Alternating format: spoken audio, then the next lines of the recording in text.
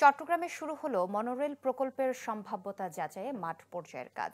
দুপুরে সিটি কর্পোরেশনের mayor doctor শাহাদাত হোসেনের সাথে বৈঠকে কাজ শুরুর কথা জানান জার্মান মিশরীয় প্রতিষ্ঠান আরব কন্ট্রাক্টর্স এবং ওরাসকম কনস্ট্রাকশনের প্রতিনিধিরা। তারা জানান ৫ থেকে ৬ মাসের মধ্যে সম্ভাব্যতা যাচাইয়ের কাজ শেষ করতে চান তারা।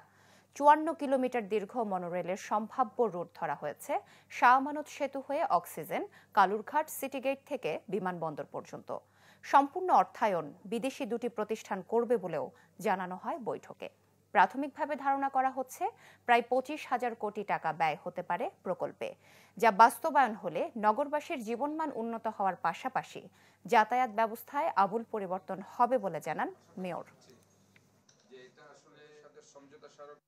মনোরেলে 6 to 7 কিলোমিটার লাগবে করতে। সেই জায়গাটা আমার থাকার কথা।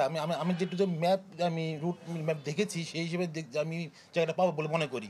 বাট এখন যে চ্যালেঞ্জ হলো ডিপো নির্বাচন করা, যেটা আমি আজকে চেষ্টা করবো নির্বাচন করার জন্য। এখানে একটা ডেপো লাগবে, ট্রেনগুলো রাত্রে থাকবে, ওখানে ওয়ার্কশপ থাকবে, তাদের অফিস থাকবে, একটা জায়গা সিটি কর্পোরেশন ইয়ারমার্ক করে দেবে।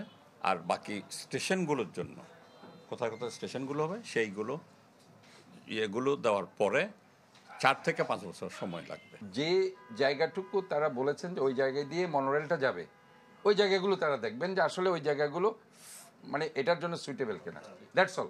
যদি মনে হয় যে এই জায়গাগুলো সুইটেবল না, হয়তো বা তারা ওইটা থেকে অল্টারনেটিভ একটা চিন্তা ভাবনা করবে। এবং মানে মনে করেন যে আমাদের কাজ আজকে থেকে শুরু হয়ে গেছে।